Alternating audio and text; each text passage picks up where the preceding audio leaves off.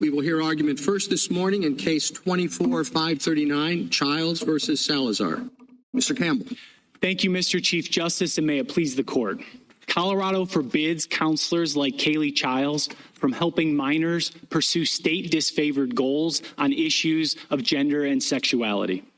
This law prophylactically bans voluntary conversations, censoring widely held views on debated moral, religious, and scientific questions. Aside from this law and recent ones like it, Colorado hasn't identified any similar viewpoint-based bans on counseling. These laws are historic outliers.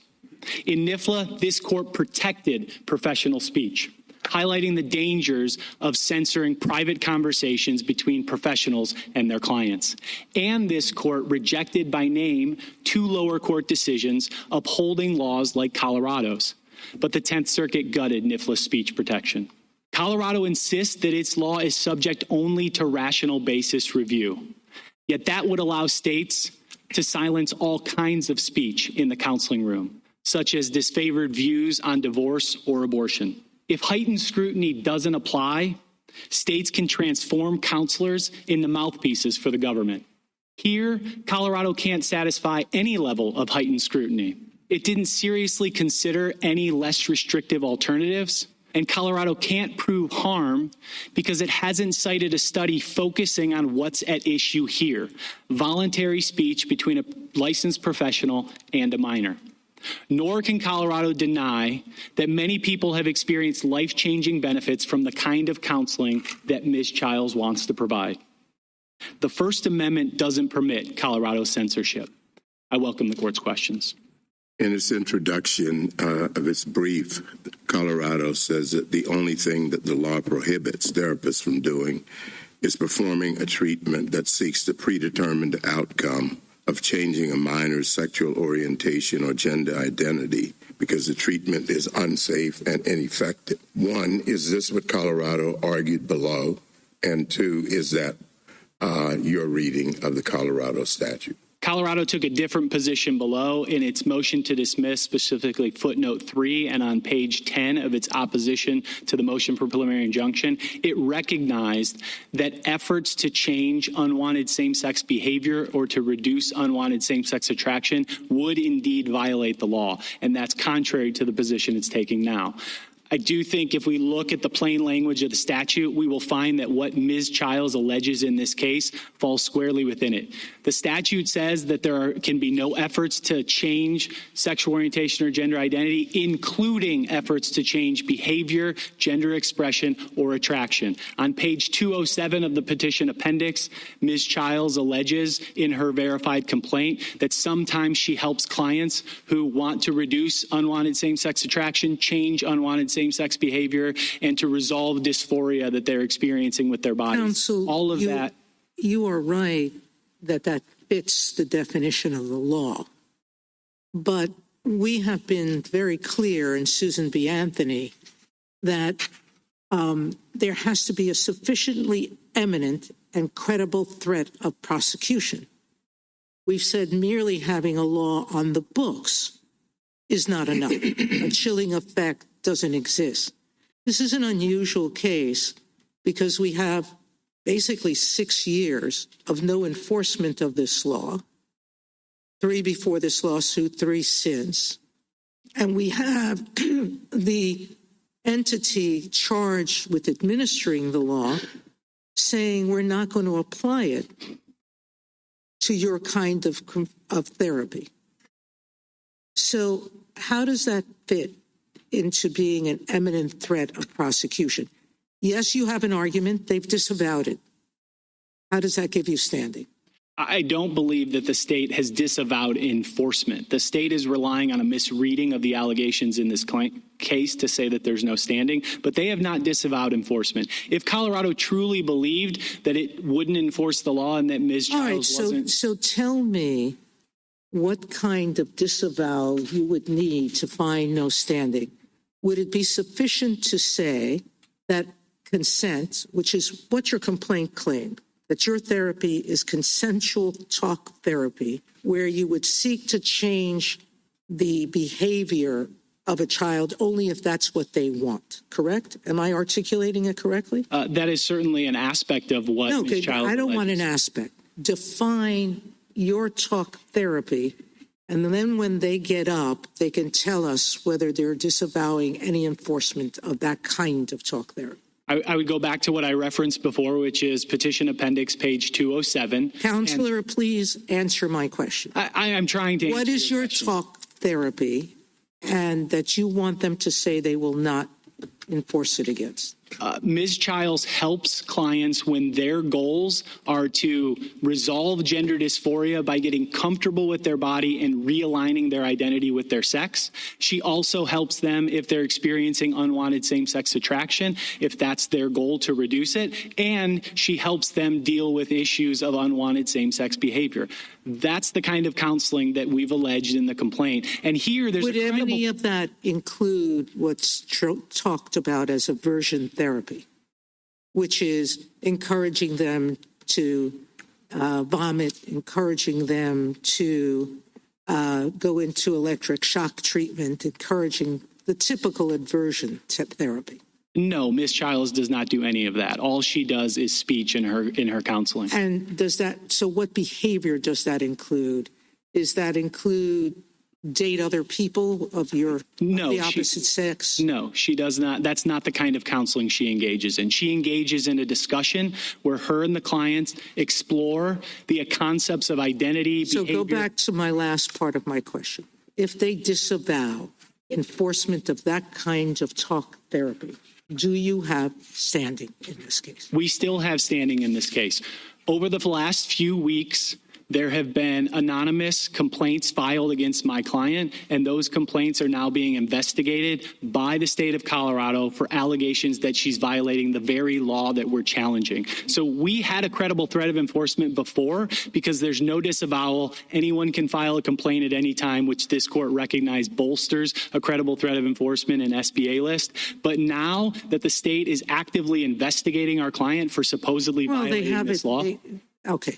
We're in a vicious cycle, because if they get up here and say they're disavowing, then they won't be investigating.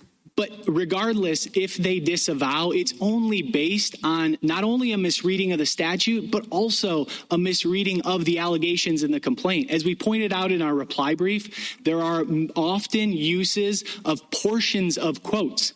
And the state of Colorado is ignoring the rest of the sentences in the allegations. Once those are read, just as the lower courts found, there is standing in this case. Counsel, how does your position change if, in addition to the counseling, there is more, what I'll call medical treatment, whether it's medications, shots, whatever? Does that alter your position?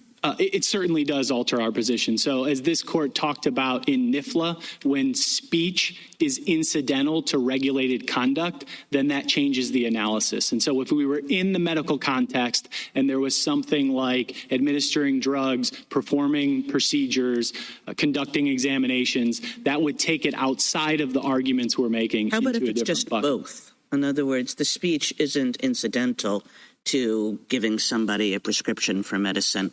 It's speech and it's giving somebody a prescription for medicine. It would depend on how closely connected they are. So if the speech is describing how to take the medication, then that would be incidental. Right.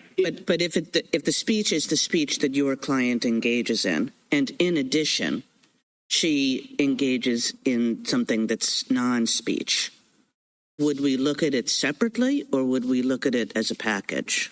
If they're sufficiently disconnected, I think you would look at them separately. And my client doesn't have the authority to prescribe drugs because she's not a psychiatrist. And the state of Colorado recognizes that there's a very big difference because it treats psychiatrists under Section 240 of the code and it treats counselors under 245. And that's a recognition that it's just different regulation when medicine is at issue. In this case, Colorado is violating the promise that this court laid out in NIFLA, which is that states should not manipulate private conversations between licensed professionals and clients. Beyond that, how would this apply to a malpractice suit? Let's say that we think that this is content discrimination and it triggers strict scrutiny. Would your client then be subject to a malpractice suit? she would be subject to a malpractice suit, but she would have the protection of the rigorous elements of malpractice. She would be able to show that she's not violating the standard of care, that she would be able to establish what the standard of care is. She would be able to show there's no harm and there's no causation. Well, I assume there would be a battle about the standard of care with, competing experts, competing medical associations. Colorado's pointed to some professional associations in this case. Would the First Amendment have anything to say about that? I mean, would it be strict scrutiny? I mean, it's the elements of a tort. It's a different thing. We didn't get to this question in Snyder. As a general matter, the elements of a malpractice suit are sufficient to protect freedom of speech. Now, I'm not willing to foreclose the fact that there might not be an argument someone might make in a particular malpractice case.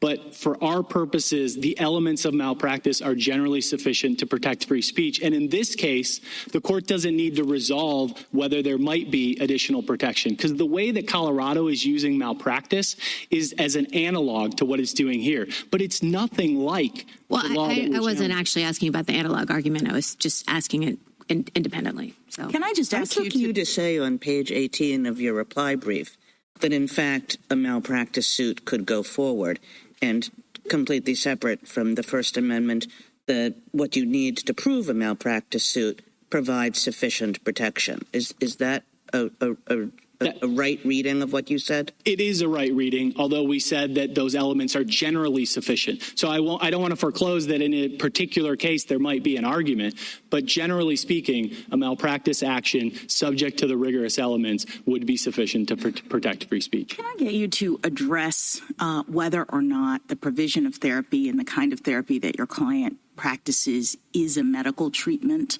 I mean, I understood the sort of basis of the 10th Circuit's view to be that she's a licensed professional who is providing medical treatment, but your answers to the Chief Justice and Justice Kagan suggested that you're putting the practice of medicine on one side and her therapy on another. So I'm just unclear as to whether or not you're categorizing her therapy as a medical treatment. I don't believe that we are categorizing it that way, but I don't think it matters, because the First Amendment depends on the difference between speech and conduct, not on the difference between treatment and non-treatment. So in my response to But I guess the argument that the 10th Circuit seemed to find persuasive was that if you are in the world of medical treatment, you are regulating conduct, that the medical treatment itself is an activity that is being licensed and that is being performed, and that it really isn't speech, that speech is the tool that is being used, just like in other medical treatments. You have scalpels, you have, tools that medical professionals use to accomplish certain goals and to provide treatment. And so in that sense, I think their argument was that speech is incidental to the provision of this medical treatment. So I guess we need to understand whether her therapy qualifies as medical treatment. The question is whether her speech is incidental to conduct. That's what the court said in NIFLA. It said that if there's professional conduct, then speech that's incidental to that could be regulated. So treatment is not conduct in your view, medical treatment. If the treatment consists only of speech, then it doesn't trigger the speech incidental to conduct doctrine. And here we're just in First Amendment land where there is full, robust protection. That's why I answered the Chief Justice's questions differently and acknowledged that if there was conduct in the practice of medicine going on, it changes the analysis. But I guess it seems very odd that you could have two scenarios where you have two licensed professionals both attempting to provide treatment to an individual, say for the same issue, that, the person says, I'd like to live consistently with my biological sex. I feel that I'm not doing that. I'd like your help. Medical professional A treats that quote-unquote condition with medication. Medical professional B treats that condition with talk therapy. And I guess under your theory, those two scenarios are sufficiently different from a constitutional perspective that one could be allowed and the other not. I think that's potentially correct, because the First Amendment would apply to the speech. Just because therapy. Words are being used to accomplish the therapy in one scenario and not the other. No, because only words are being used in the one scenario. Again, if there is a combination of words and conduct, I think that takes us into a different realm. But one of the things that's so problematic about Colorado's law is that it undermines the well-being of kids that are struggling with gender dysphoria. And so Colorado accepts that up to 90% of kids who struggle with that before puberty will work their way through it and realign their identity with their sex. But this law says that if any of those children go to a licensed professional and say, I would like help realigning my identity with my sex, that licensed professional has to decline to help them. On the other hand, analysis apply if the law is not this law. I think Colorado has something like the law I'm going to describe, but I'm not trying to describe Colorado's law. Just take it as my hypothetical. If instead of this law, which really focuses on the kinds of treatment it is and the kinds of goals everybody has, it just says you're subject to penalties if you do any medical treatment, and that includes talk therapy, that deviates from the standard of care. And then it goes on to say something about how we find the standard of care. And suppose that sort of law was applied to your client. Is it the same analysis or a different one? I think it's a similar analysis. So if a law like that were applied against my client and all she did was speak, then I believe that the strict scrutiny analysis would apply and the government would have to satisfy it. But the underlying analysis would change somewhat too, because my client under those circumstances would be able to establish that the kind of counseling she provides is consistent with the standard of care versus under the current law, she's not able to make that showing. Right. So she is able to make that showing under my hypothetical law, but you're saying still not, that she would have a kind of separate argument that there needed to be strict scrutiny applied.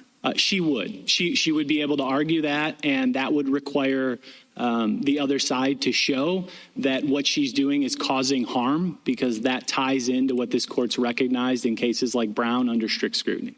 Thank you, counsel. Justice Thomas, Justice Alito, Justice Sotomayor. Counselor, in your introduction, you appeared to be applying strict scrutiny. One of the factors you said is the state has not pointed to a study that shows that talk therapy is harmful. I don't believe strict scrutiny always requires a study. I mean, look, I'll give you a hypothetical. A state tells dietitians, don't encourage anorexic patients to engage in more restricted eating. All right? I don't think the state has to provide a study to show that that advice is not sound. Do you agree?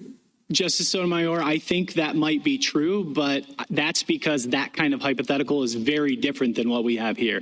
So explain the difference. In that hypothetical, the counselor or dietitian is telling the client to do something that directly harms their body. In this case, Ms. Chiles is trying to help gender dysphoric kids. That begs the question, because there are studies that say that this advice does harm the people emotionally and physically.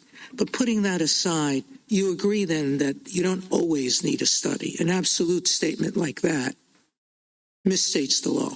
No, what I agree is that if what the state is getting at is a statement by a professional that's telling someone to harm their body, that's a different category. But if we're in a situation like this, where there's debated science, where the counselor is trying to help the child achieve their goals, then absolutely the standard this court set in Brown would apply, which requires a showing of causation. So there's only one circuit that has applied strict scrutiny to this kind of thought therapy. It's the 11th. The others, the 9th and the 3rd, have not. You seem to be encouraging us to apply strict scrutiny here. And the question I have, we're not a court of first review on this issue. Why don't we send it back? I'm assuming that the 3rd and the 9th didn't apply strict scrutiny because they thought they'd have a problem with applying it to this law. Why should we be breaking our normal pattern in this case? because there is ongoing harm every day. Ms. Chiles is being silenced, and the kids and families who want her help are unable to access it. It's very similar to what this court did last term in the Mahmood case, where the two lower courts had decided the case on rational basis review, and when this court decided that strict scrutiny was the proper Remember, I analysis. dissented. I do remember that, Justice Sotomayor. Justice Kagan? Do you think if there were the exact opposite kind of law, so this is a therapist that, consistent with the child's goals, is trying to get the child, to accept a gay identity or a trans identity. So it's exactly the same statute, but it's just flipped around. Same argument? Strict scrutiny would apply to that unless there was conduct involved. If there was conduct and that conduct was unlawful, then the speech integral to unlawful conduct doctrine would apply. But if it's only speech, then yes. Right. I'm assuming that your caveat, unless there was conduct involved, applies to your case as well, right? That applies symmetrically to both, unless there was conduct involved that was of that kind. That's correct. Okay. So symmetrical. Correct. Okay. What do you think? Suppose, you argue in your briefs that this law has viewpoint bias in it, and suppose that that was accepted. Do you think that we should stop there? Is there any reason at that point to go on to say how, in this particular context of medical treatment, we would treat a content-based law that is not viewpoint-based? I don't think the court needs to address that if it finds that this is viewpoint-based discrimination. It reminds me of the distinction between this court's decision in Brunetti and then in Vidal. In Brunetti, there was viewpoint discrimination, and then when just content discrimination was at issue, the court treated it differently. Thank you. Justice Gorsuch? Just quickly, back to the late-breaking standing argument, which is in, I think, footnote 18 on page 23 of Colorado's brief, and what your client intends to do. As I read the verified complaint, she would, consistent with the patient's wishes, explore changes to not just attraction, behaviors, and expressions, but also identity. Is that correct? That's correct. Okay, so even under Colorado's new reading of the statute, which is only about identity and orientation and not about those other things, even though the statute includes them, even under Colorado's understanding, your client would still wish to counsel people in a way that contravenes Colorado's present understanding of the statute. That's correct. Thank you. Justice Kavanaugh? Justice Barrett? Justice Jackson? So, as I understand it, the First Amendment protects the communication of messages, expression, etc. Am I right about that? You're communicating, and that's what the First Amendment is about. Correct. So I guess I'm still just struggling with whether a therapist who is acting in their professional capacity to help someone achieve their goals is really expressing the kind of message or expressing a message for First Amendment purposes. I understand if Ms. Chiles here were writing an article about conversion therapy or writing or giving a speech about it. But it's just a little puzzling to me that she would stand in a different position than a medical professional who has exactly the same goals, exactly the same interests, and would just be prescribing medication for that rather than her talking with the client. I don't think that they would have exactly the same goals. Why not? Because this involves a conversation. Yes. There is a back and forth. So this court has recognized many times in cases like McCullen that a one-on-one conversation is a form of speech. And that's exactly what's going on with Ms. Chiles and her clients. So when she engages in those conversations, she's encouraging them to achieve their goals. She's discussing concepts of identity and behavior and attractions and how they fit together. This is an ongoing active dialogue where she's helping them to explore their goals. And that absolutely has to be protected by the First Amendment. And you're saying the similar kind of exchange doesn't occur with the provision of other medical services that don't involve talking? It certainly might occur in other instances, but oftentimes there's conduct connected to it. That's what's different about the medical context. And I'm sorry, can I just ask you again what Justice Sotomayor asked, which is why wouldn't we send this back if you're right about strict scrutiny? Because and let the lower courts apply that. Because there is irreparable harm going on right now. Ms. Chiles is being silenced. The kids and the families who want help, this kind of help that she'll offer, are being left without any support. No, I understand, but strict scrutiny is not necessarily fatal, right? We have cases in which strict scrutiny was applied and it was surmounted. So why wouldn't we give the lower courts a chance to evaluate whether there's sufficient evidence here for the state to actually go forward with this regulation? Because we were arguing for strict scrutiny in the trial court, so Colorado knew that was our position, and they had an opportunity to make their record. But the evidence that they submitted and the expert materials undermine their case. The expert materials admit that they don't have any study addressing precisely what's at issue, or specifically focusing on precisely what's at issue here, which is voluntary conversations between a licensed professional and a minor.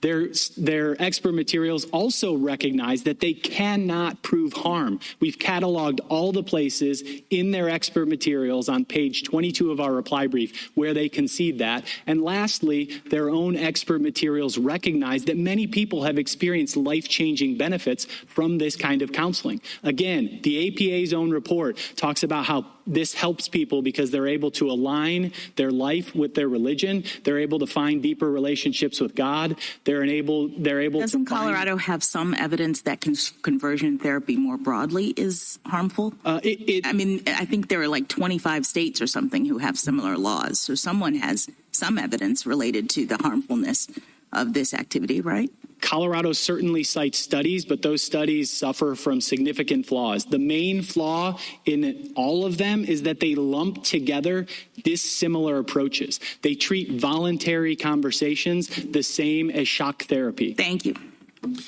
Thank you, counsel. Thank you. Mr. Mooppan? Mr. Chief Justice, and may it please the court. Colorado's law is subject to strict scrutiny under the First Amendment for three straightforward reasons. First, the law restricts speech based on content and viewpoint. It prohibits petitioner from counseling minor clients to help change certain feelings and behaviors. It is thus subject to strict scrutiny unless an exception applies. Second, the law falls outside the exception for regulations of conduct that only incidentally burden speech. There is no separate non-speech conduct being regulated here. And professional medical treatment is not exempt from the ordinary First Amendment rule that strict scrutiny applies even to laws that generally regulate conduct, where those laws are triggered by the communicative content of speech. Third, the law falls outside any historically grounded exception. There is no longstanding tradition of states imposing this type of categorical prior restraint on the speech of therapists. I welcome this court's questions. In the context of strict scrutiny, how strong evidence would Colorado have to show in order to prevail? Well, in this case, Your Honor, Colorado has no evidence, so I understand that, but hypothetically, what would they have to show? I think for this sort of sweeping categorical prior restraint, I think they would have to have very strong evidence that there was direct harm to patients, no countervailing benefit, along those lines before we could even talk about whether they can meet the very high standards of strict scrutiny. But again, this case is a much easier case because I think counsel will have to concede that if you look at the preliminary injunction record, both the three pieces of evidence that they put in, the Glass-Gold report, the 2009 APA report, and the 2015 SAMHSA report, and all the materials cited therein, none of them consider the type of speech at issue here. Speech by a licensed therapist involving non-aversive methods to minors. They just don't have any evidence of that. So certainly that's not enough under strict scrutiny. How does your analysis change if there is an aspect of conduct involved? So the same answer, Your Honor. I think that if there is conduct, then the question would be, is the restriction of speech incidental to the conduct or the regulation of the conduct or not? And this court hasn't drawn a particularly clear line about when speech is close enough to conduct to be viewed as incidental. But here again, this is an easy case because there is no conduct. All that is happening here is speech. Now, there have been a lot of questions about, well, what if it's medical treatment, or what if you had a general rule about standard of care?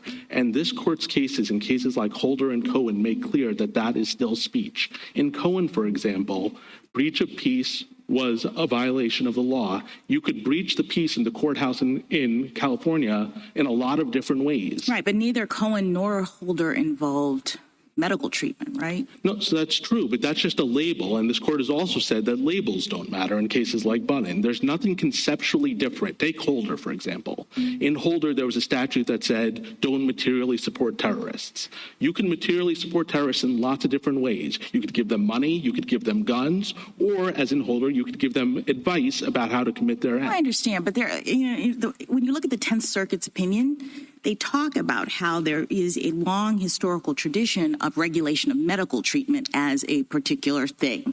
The provision of these kinds of therapies. Right, and the problem is the level of generality. There was also a long historical tradition in this country of regulating contempt of court and breach of peace. But what there is not a long history and tradition in this country of doing is regulating contempt of court and breach of peace when it's purely based on speech. And if you look at the history that the other side cites here, what is totally absent is the regulation of medical treatment that consists solely of speech. Does the federal government agree with Justice Kagan's flip side scenario? So it doesn't matter to you that we're talking about Mrs. Chiles' form of therapy versus gender-affirming care form of therapy? We do, and in fact, we think that's a strong reason in support of our position. Colorado's position, I think, inevitably leads to the conclusion that all the states in Scrimeti could have not only banned things like cross-sex hormones and prescription blockers, puberty blockers, but also therapy, talk therapy along the same lines.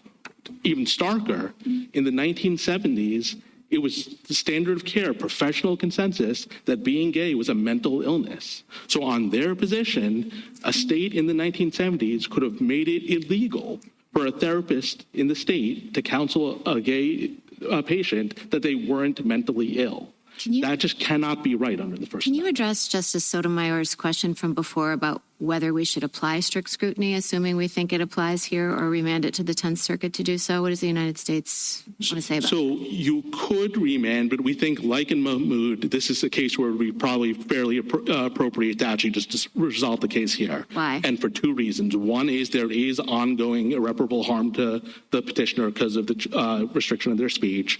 And the second is the evidentiary record here is totally clear that they can't satisfy strict scrutiny. If you look at the record on what's in the preliminary injunction record, there is just no evidence that this type of speech, not aversive therapy, not speech by non-licensed professionals, not speech to adults, but speech to minors by licensed therapists. Do you have just last question from me? Standing, what's your position on the late-breaking standing argument? So precisely because it's late-breaking, first of all, I think the most important thing is its mootness, not standing. The question is whether there was a credible threat of enforcement for standing purposes. There clearly was, because as counsel said, if you match up paragraph 87 of the complaint with the statute, the conduct that petitioner wanted to engage in is clearly covered by the plain text of the statute. So at most we're talking about mootness because the government has come in now and suggested that somehow the plain text of the statute doesn't apply, or they're not going to enforce the statute despite that. And we don't think that in these circumstances, when the state comes in, post certiorari, and advances a fairly implausible reading of their statute, that should be enough to defeat standing. If I could say one more thing about how implausible their reading is, as I understand their position, it seems to be that the language after including isn't independently sufficient. You have to be trying to change behavior orientation independently. If that was true, it would equally apply to aversive therapy. So if someone went into a therapist's office and said, I don't want to be gay anymore, I don't want to engage in same-sex conduct, if the therapist said, look, I can't change your orientation, but I can try to change your behavior, and I'm going to use electroshock therapy, according to the state, as I understand their position, they seem to be saying that that's not covered by their statute. I find that awfully hard to believe. And that just sort of underscores how implausible their reading of the statute is, and perhaps why it showed up on footnote 18 after the court granted cert. Thank you, Counsel. Justice Thomas, anything further? Justice Alito? If we thought that this statute engages in viewpoint discrimination, does that have a bearing on whether we should decide whether it satisfies the applicable constitutional standard or remand the case? I think it makes it even clearer why it fails strict scrutiny, but I think even as a content-based restriction, it pretty clearly fails strict scrutiny. Thank you. Justice Sotomayor?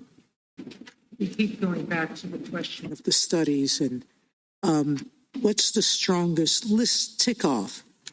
The thing that gives me pause in not applying strict scrutiny or in applying it is that none of the studies say that talk therapy is harmful. Is that correct? And Colorado.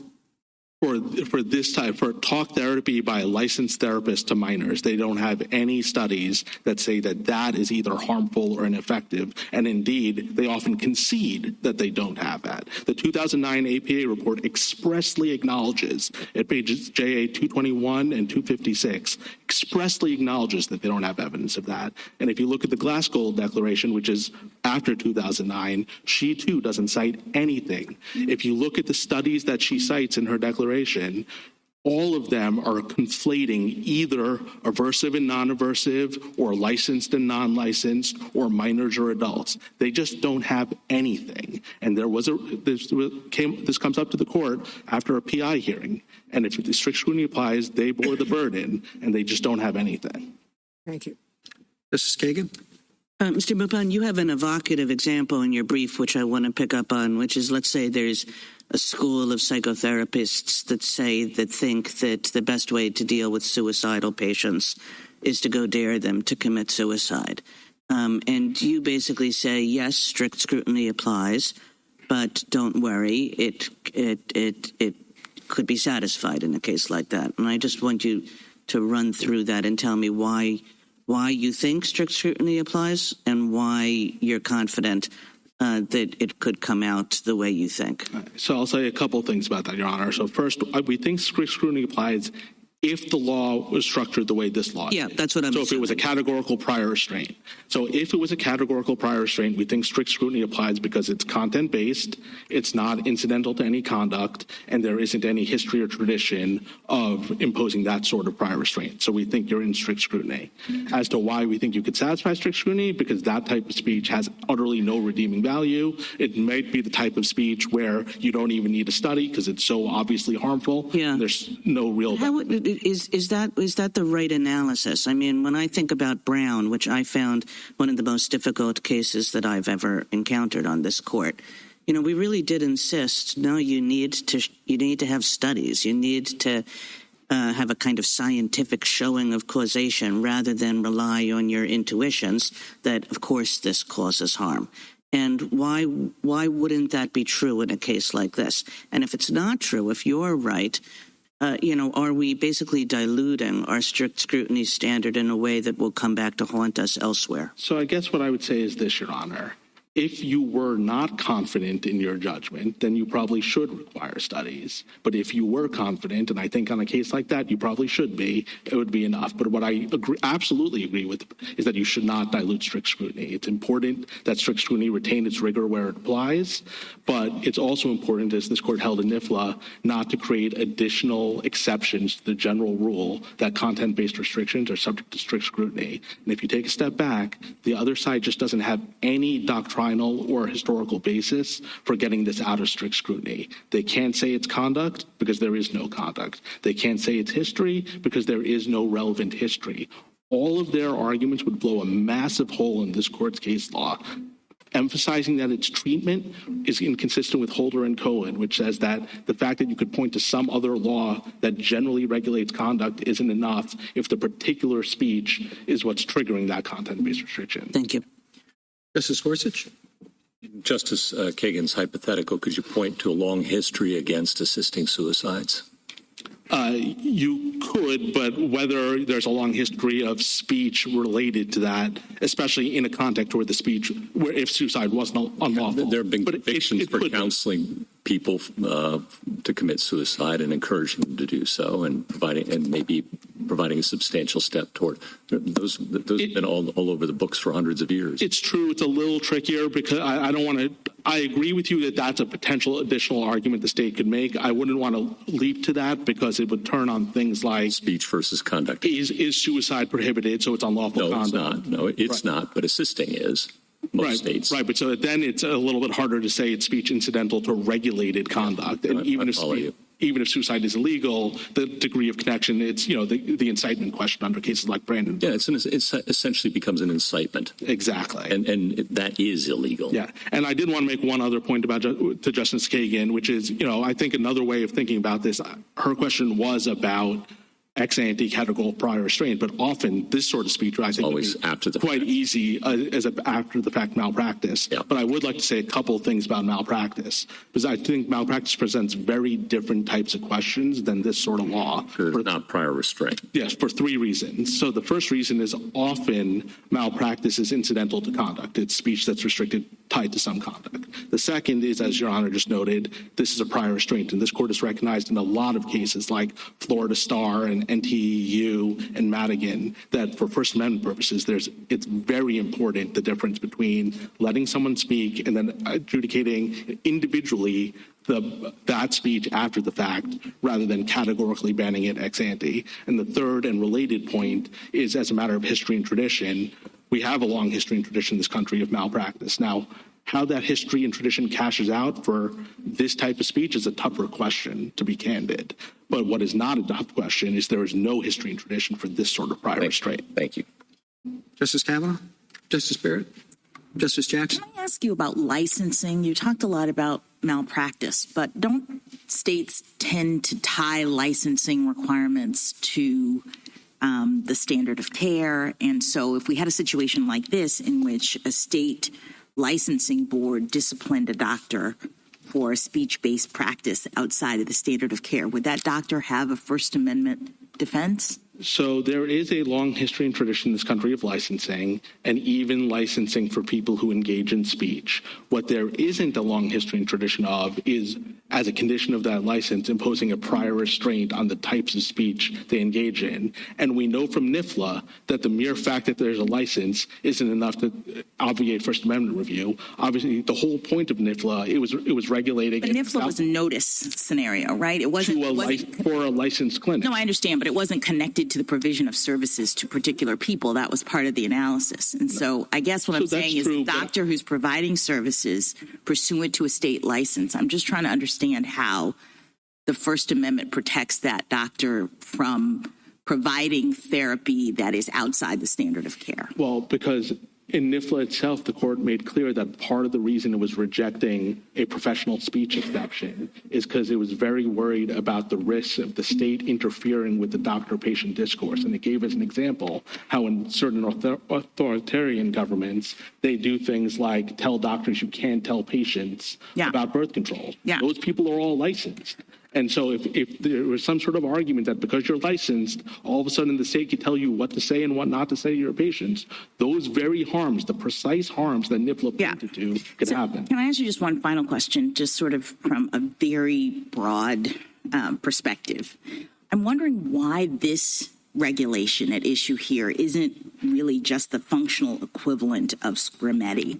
I mean, I realize that there were two different constitutional provisions at issue, but the regulations work in basically the same way, and the question of scrutiny applies in both contexts. So it just seems odd to me that we might have a different result here.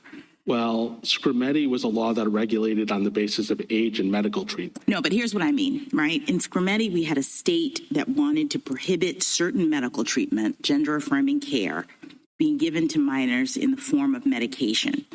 And we said that was okay, and I understand there are particulars with respect to how the arguments, the constitutional arguments worked, but the state can prohibit that.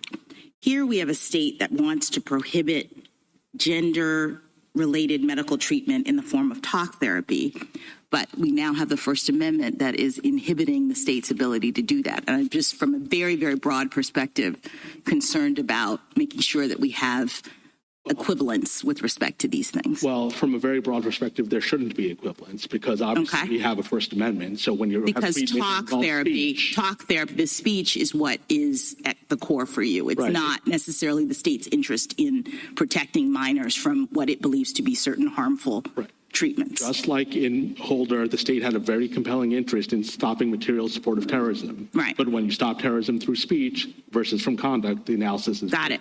All right. Thank you. Thank you, counsel. Ms. Stevenson? Mr. Chief Justice, and may it please the court. Throughout its history, this court has recognized that state power is at its apex when it regulates to ensure safety in the healthcare professions. Colorado's law lies at the bullseye center of this protection because it prohibits licensed professionals from performing one specific treatment because that treatment does not work and carries great risk of harm. No court has ever held that a law like this implicates the First Amendment, and for good reason. First, the law applies only to treatments. That is, only when a licensed professional is delivering clinical care to an individual patient. In that setting, providers have a duty to act in their patient's best interest and according to their professional standards. The First Amendment affords no exception. Second, because this law governs only treatments, it does not interfere with any First Amendment interest. It does not stop a professional from expressing any viewpoint about that treatment to their patient or to anyone else. And because Colorado's law regulates treatments only, and because it enforces the professional standard of care, the law falls squarely into the reasonable regulation of professional conduct that does not trigger First Amendment scrutiny. Petitioner's argument, on the other hand, cannot be reconciled with history, precedent, or common sense. A state cannot lose its power to regulate the very professionals that it licenses just because they are using words. A healthcare provider cannot be free to violate the standard of care just because they are using words. And a state cannot be required to let its vulnerable young people waste their time and money on an ineffective, harmful treatment just because that treatment is delivered through words. Petitioner asks you to enjoin a bipartisan law passed by 25 different states, but she did not put one single piece of evidence into the record. Not a single expert, not a single study, not a single mental health professional willing to endorse conversion therapy. And there is a mountain of evidence to the contrary. On this record, we request that you affirm the denial of preliminary injunction. I welcome your questions. If petitioner were a non-therapist, would this be protected speech? So I wanted to mention our law covers physicians as well. They are also subject to the conversion therapy ban. But if you're talking about a non-professional, I think it would. Our argument is premised on the notion that there is a special relationship between a healthcare provider and a patient, where that patient is in a position of vulnerability and dependency on the healthcare provider, and the healthcare provider owes fiduciary duties to act in that patient's best interest only. In Colorado, are there only healthcare providers who provide this sort of service? No, the law accepts, I don't know factually if there are, but the law exempts religious ministers and ministries from this. And there is also a group of people called life coaches who could perform this therapy. So what exactly transforms speech in that context to speech that is protected in that context to speech that is not in the therapist context? It is the relationship between a healthcare provider and the patient that establishes this special context. And again, if you go to a life coach or you go to someone else, they're not licensed by the state. You're not expecting them to be complying with standards of care. You have a different expectation. When you're going to see a licensed healthcare professional who owes you fiduciary duties, your expectations are different.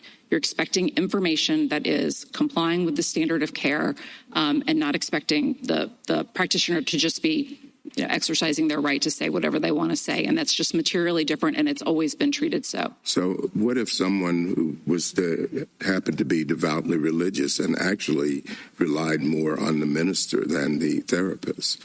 It would seem that person would be equally dangerous. Well, I think that would be a personal choice that they were making to rely on their religious minister. It wouldn't be a representation from the state that this is a licensed professional who we are holding to a certain standard of care.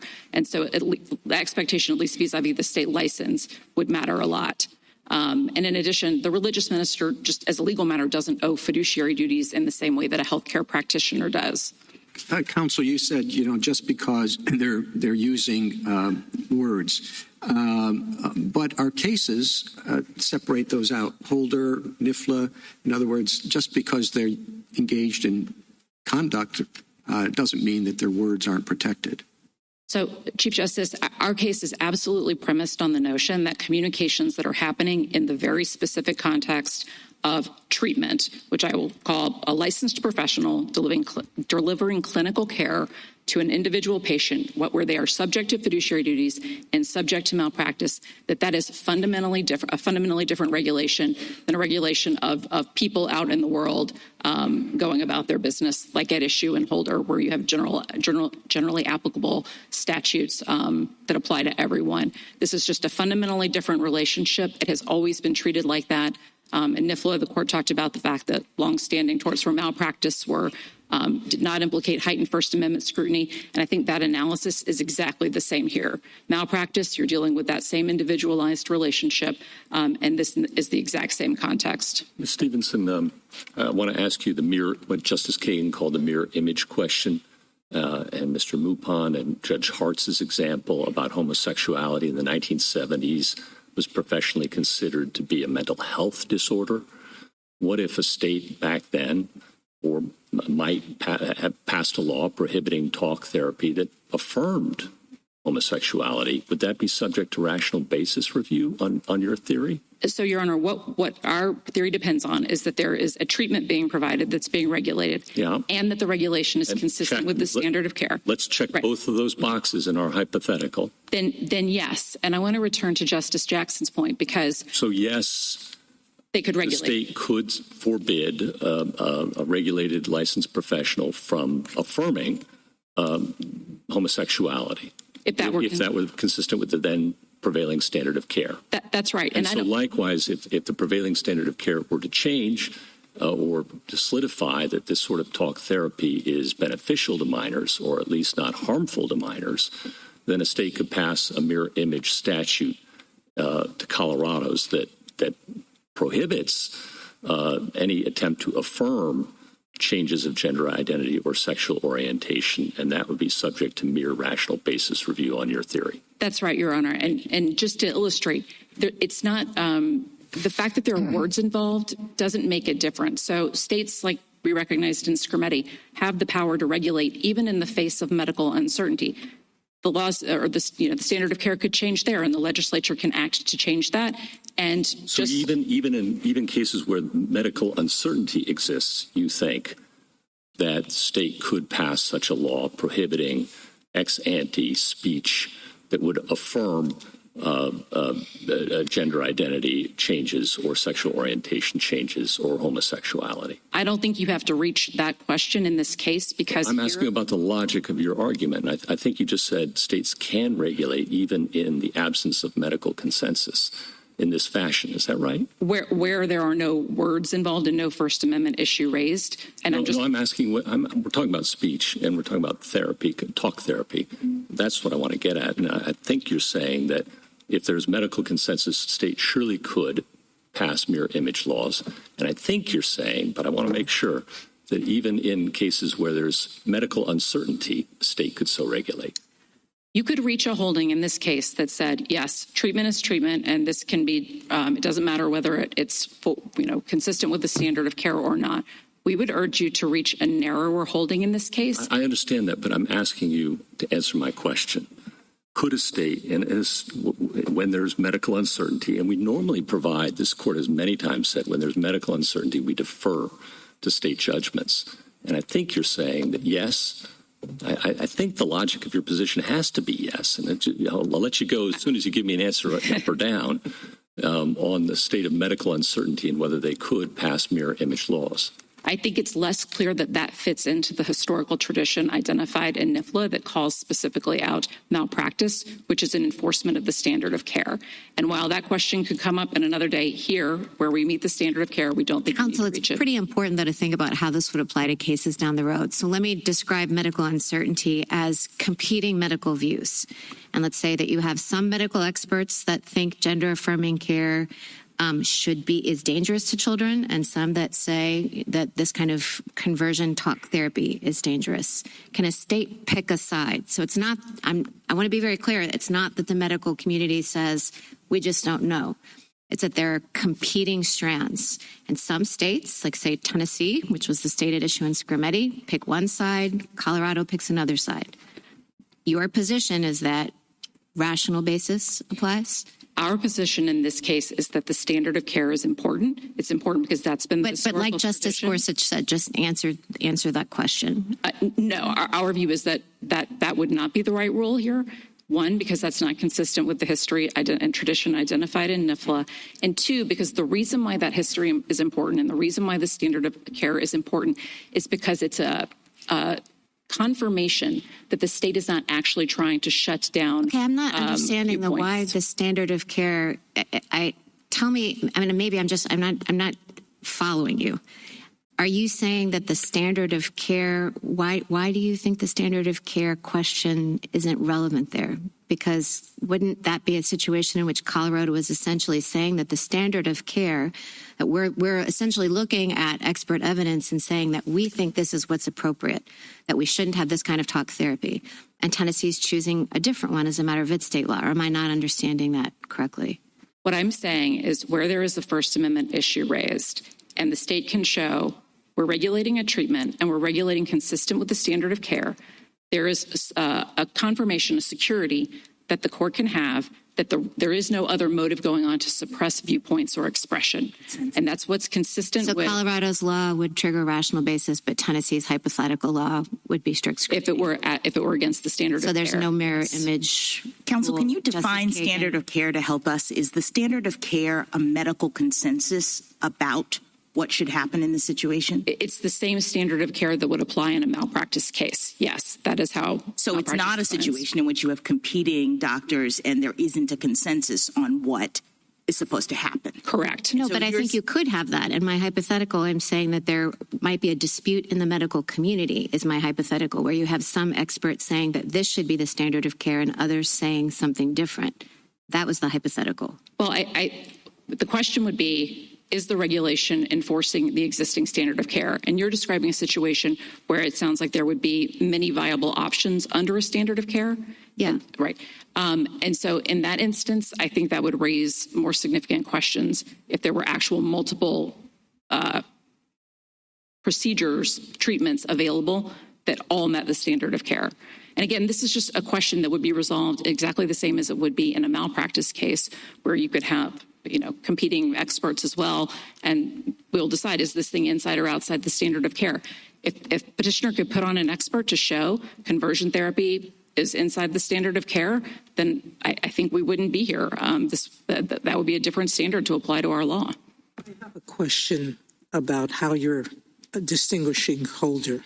It was a generalized law against providing material support to terrorists, but you seem to be suggesting that if there was a bar association rule that said it's a breach of your duty as a lawyer if you tell terrorists how they can break the law, that would be subject to rational basis review. So I think that, again, the critical aspect of the relationship is that there is a duty between the professional and the receiver of the professional services.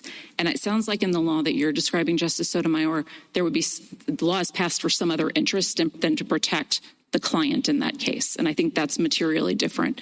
When we're talking about a special relationship where the client is depending on the expertise and training of the lawyer. But I'm just not sure why that makes a difference. If we're talking about the speech aspects of it, why that becomes any less protected.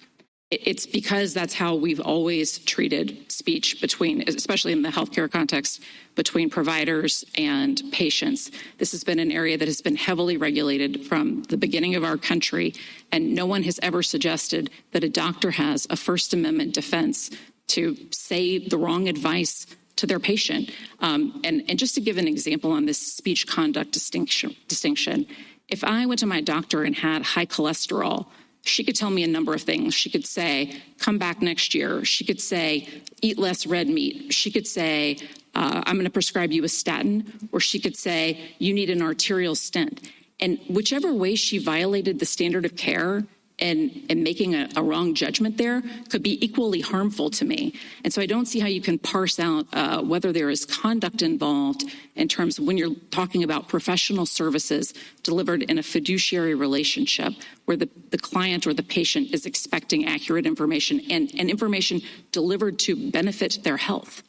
I don't really see a difference between the argument that you're making now and the argument that I thought we rejected in NIFLA, that professional speech is a special category that's outside normal First Amendment scrutiny. But let me put that aside and ask about your interpretation of the statute at this stage in the litigation. And let me give you this example. Suppose an adolescent male comes to a licensed therapist and says he's attracted to other males, but feels uneasy and guilty about those feelings, and he wants to end or lessen them and asks for the therapist's help in doing so. Under your interpretation of the statute, is that banned? So, Your Honor, our interpretation of the statute turns entirely on whether the purpose of the therapy is to change the person's sexual orientation or gender identity. If that what is the answer to my question? Is that banned or is it not banned? If the therapist told him or he asked, can you help me become straight?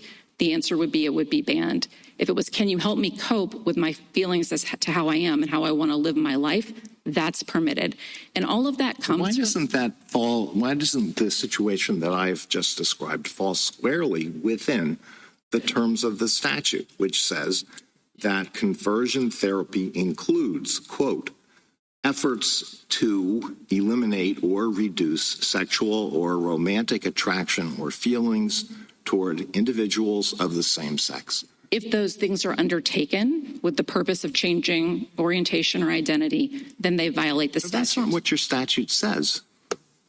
This is the way we've interpreted the statute from the beginning of this case. It's the way both of the lower courts interpreted the statute. It's the way every state that has this statute interprets it. And the reason why is because the harms from conversion therapy come from when you tell a young person, you can change this innate thing about yourself, and they try and they fail, and then they have shame and they're miserable, and then it ruins their relationships with their family. I understand. This is where the harm comes from. I understand all of those arguments. What I don't understand is how you can square your interpretation with the plain meaning of the statute. Are you suggesting that everything beginning with the word including is irrelevant? You just want all of that deleted from the statute? No, it's illustrative. And so, for example, one of the ways that people try to engage in conversion therapy would be by saying, look, you need to start dressing like a boy, and then that will make you change your gender identity. That's a way you could go about that. But if the minor wants to start dressing like a boy to match his gender identity, not because he thinks it's going to change. It's just not the way language works. Suppose that there's a rule that says you may not bring any dangerous animals in the park, including pit bulls. Doesn't that definitively provide you can't bring a pit bull into the park? Yes, because a pit bull is a subsidiary of a dangerous animal, but I don't think you can read an including to contradict the anchor term. So here, conversion therapy is an effort to change orientation or identity. If you read it to not mean that, then you've ruined that part of the statute. All right, I'm sorry, go ahead. I was just going to say, I can't say I like meat, including tomatoes and celery. That doesn't make any sense, and that's how we read the statute. And again, have been consistently read this statute that way from the beginning of this case and every pleading that we filed. If you recall the example that I gave you, I'll give it to you again because I want to contrast it with another situation. So in the first situation, an adolescent male comes to a licensed therapist and says he's attracted to other males, but he feels uneasy and guilty about those feelings. He wants to end or lessen them, and he asks for the therapist's help in doing so. The other situation is a similar adolescent male comes to a licensed therapist, says he's attracted to other males, feels uneasy and guilty about those feelings, and he wants the therapist's help so he will feel comfortable as a gay young man. It seems to me your statute dictates opposite results in those two situations based on the viewpoint expressed. One viewpoint is the viewpoint that a minor should be able to obtain talk therapy to overcome same-sex attraction if that's what he or she wants, and the other is the viewpoint that the minor should not be able to obtain talk therapy to overcome same-sex attraction, even if that is what he or she wants. Looks like blatant viewpoint discrimination. As I heard your examples, I think they would both be permissible because it didn't sound like in either case the goal was to actually change sexual orientation. And again, that's the touchstone because that's where the harms come from. And if there is no goal being reached... I guess I had the same kind of question that Justice Alito had. I mean, if we assume, for example, and this is a big assumption on your part, but just assume that we're in normal free speech land rather than in this kind of doctor land. And if a doctor says, I know you identify as gay and I'm going to help you accept that. And another doctor says, I know you identify as gay and I'm going to help you to change that. And one of those is permissible and the other is not. That seems like viewpoint discrimination in the way we would normally understand viewpoint discrimination. I don't disagree with that, Justice Kagan, and that's why medical treatment has to be treated differently. Because anytime you exclude one harmful practice, you are by definition saying these things are allowed because they are not harmful, and these things are excluded because they are harmful. That's the driving force behind regulating the particular practice. Let me ask you about the standing argument. There's a statute on books, and if it prohibits what the petitioner wants to do, why doesn't she have standing? Why is it an answer? Well, we haven't prosecuted her or anybody else under this statute. I think it would if she said that she wanted to do something that violated the statute. And I think there's just been an ambiguity that has persisted in this case. What I can say is if she does not want to engage in a therapy for the purpose of changing a minor's sexual orientation or gender identity, then she is not violating the statute. Well, both the district court, which ruled for you, found standing, and the 10th Circuit, which ruled for you, found standing. And you didn't cross appeal on those, and not that you had to, it's standing. You didn't even put a Roman numeral in your brief on it, or even a subsection. It's footnote 18 on page 23. That doesn't exactly suggest that you have great confidence in that argument, does it? Well, we recognize we lost it twice. And again, it is the petitioner's burden, and it has been a persistent issue in the case, I think, in defining exactly what it is she wants to do.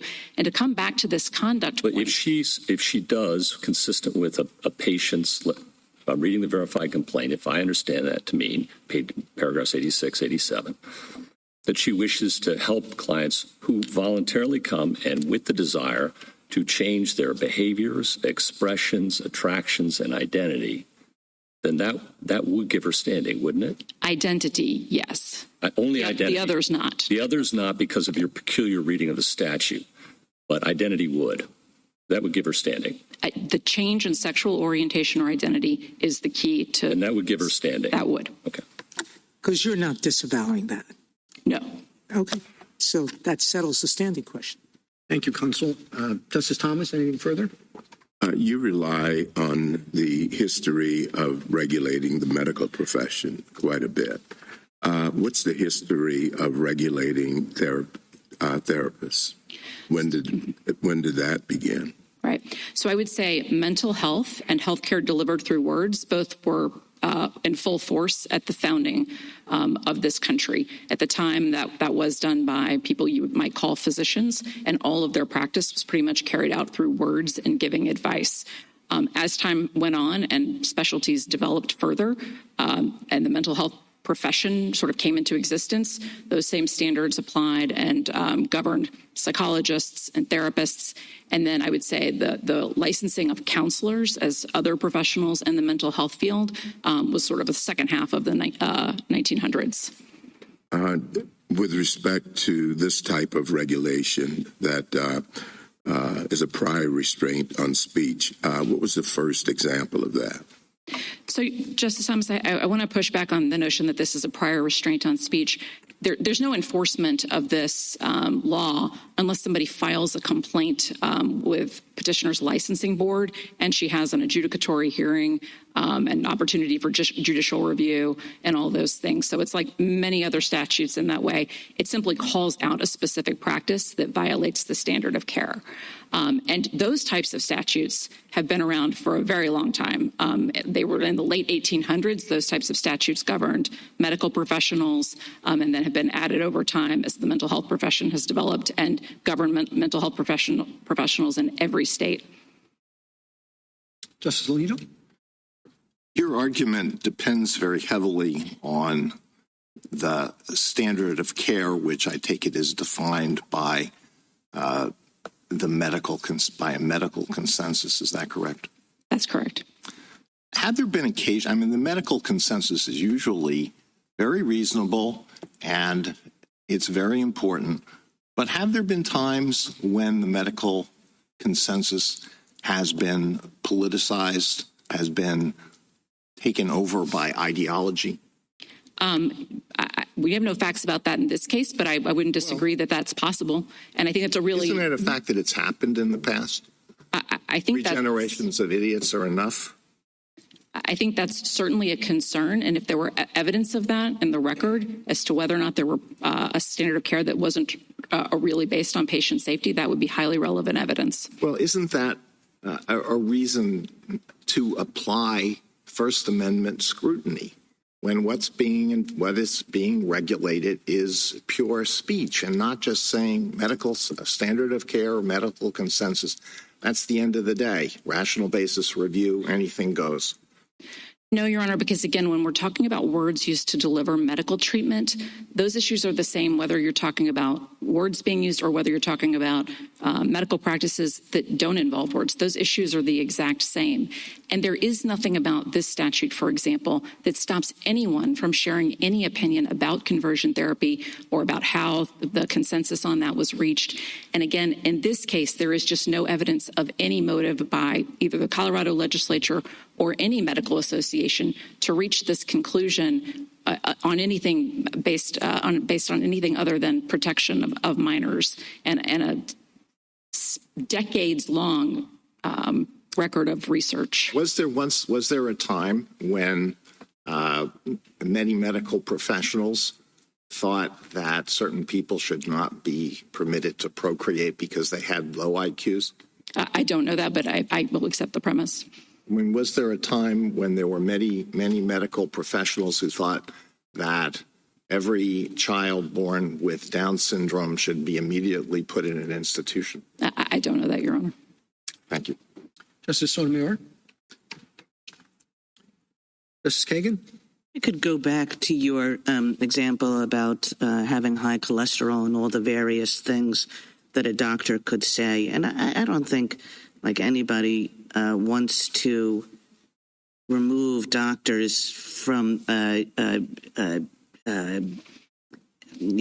liability or any kind of professional sanction for giving utterly wrong medical advice just because the giving of that advice involves words, right? So if the doctor said you can lower your cholesterol by going out and eating dessert every meal, we would think that was like not a good thing for a doctor to say, and we wouldn't say, oh, the First Amendment has something to do with this.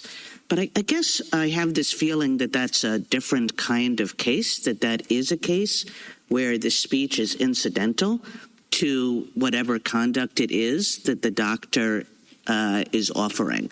Whether it's, you should take this pill or you should do these eating practices or so forth and so on.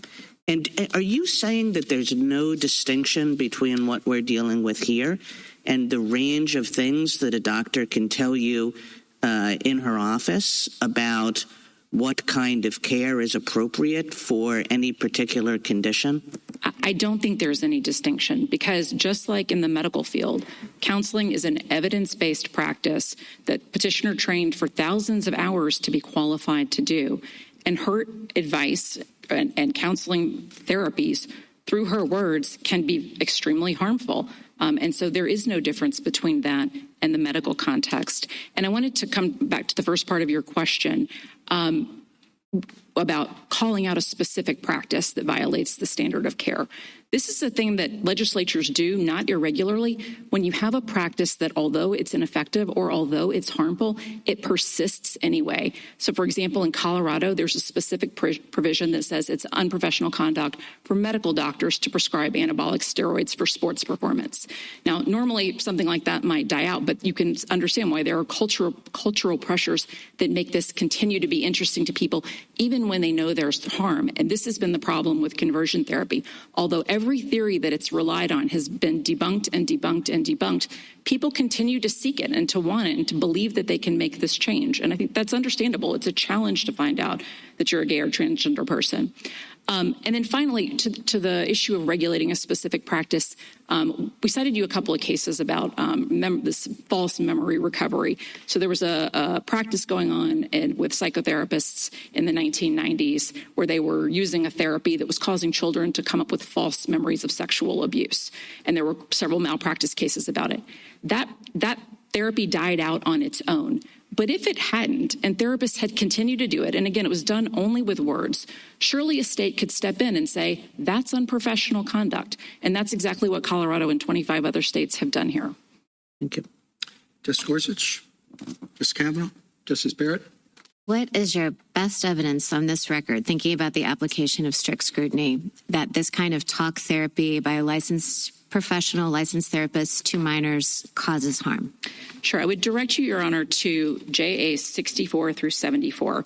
And I do want to note this particular argument about this specific study came up for the first time at 10th Circuit oral argument. And I think had we had an opportunity, we could absolutely have put in even more evidence to nail this down in the district court. But if you look there, our expert walks through all of the research that's been done since 2009. Aversive practices have not been in use since the 1980s or before, so all of these studies do not concern aversive practices at all. And then I would direct you specifically to the Green study and the Turbin study.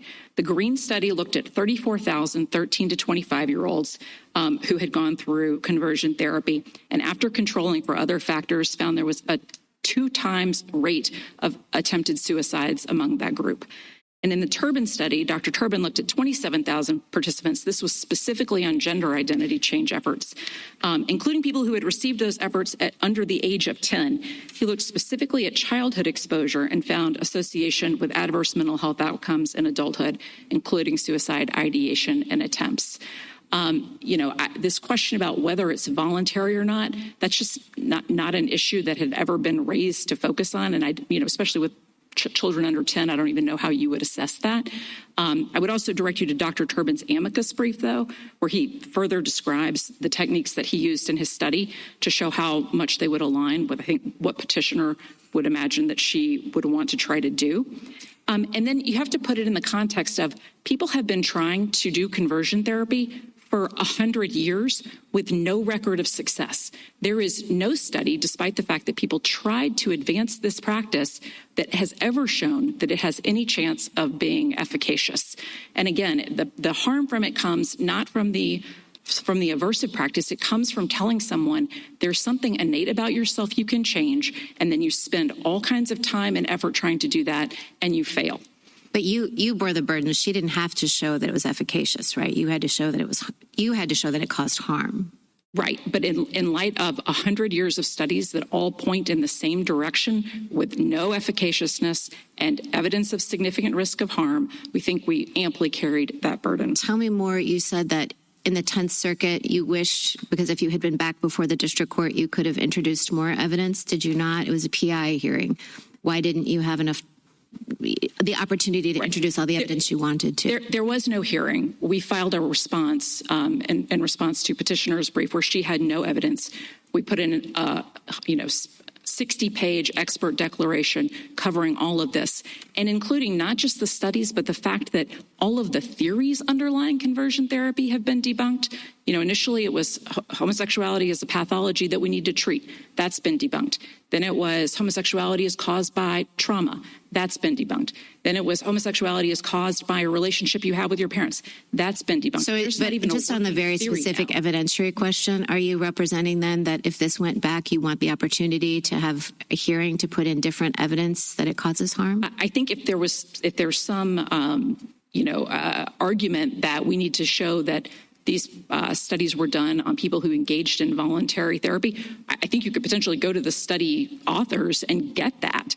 But that particular critique was never raised. And again, I just think if what Petitioner is saying is you have to have a randomized controlled trial on children in order to establish with respect to the particular thing that she wants to do, that would be, I think, a study that would not even medicine would require a study like that to come up with a standard of care. Justice Jackson? Can I just quickly get you to address Justice Alito's question about how you distinguish NIFLA?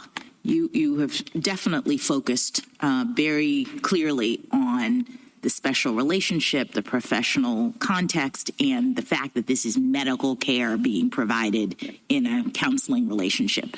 But as Justice Alito points out, we have addressed professional speech and the extent to which it should be treated differently, and it has said no. So how do you distinguish that case? So professional speech, as it was addressed in NIFLA, is a much broader category than what we're talking about here.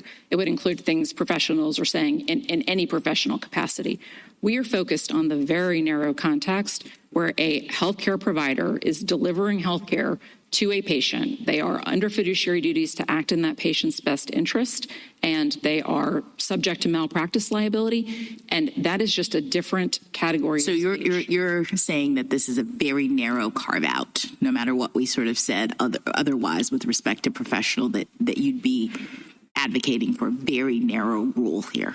Yes, it would be very narrow, and I think it's consistent with the precise doctrines that NIFLA called out as not triggering heightened First Amendment scrutiny, like malpractice, like informed consent, because those are things that are taking place in the exact same relationship that we're talking about here. Thank you. Thank you, counsel. Rebuttal, Mr. Campbell. Thank you, Mr. Chief Justice. On standing, Justice Gorsuch, in response to your question, I heard the state say that they are not disavowing enforcement, particularly if the effort involves discussions that seek change on identity. On pages 216 to 217, Ms. Chiles talks about how she wants to have full conversations exploring issues of identity and gender, and that includes considering change. On the issue of studies, there was a reference to the Green and Turban studies. All of those studies relied on biased sampling, self-reporting. They conflated aversive techniques with voluntary counseling. They did not isolate licensed counselors, and they did not purport, even in their own study, to prove causation.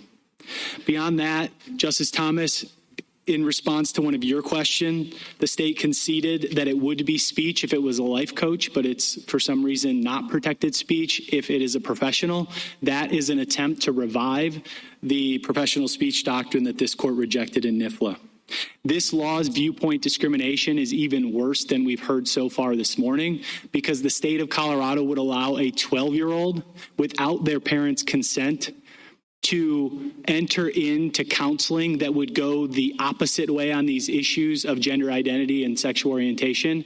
But if that same 12-year-old with their parents' consent want to seek counseling in the opposite direction, the kind that my client would provide, they are not able to do that. That kind of viewpoint discrimination must survive strict scrutiny. This law harms gender dysphoric kids because the statistics that we've cited in our verified complaint, as well as in the brief that we cited with this court indicate that 90% of young people who are struggling with gender dysphoria before puberty work their way through it and realign their identity with their sex.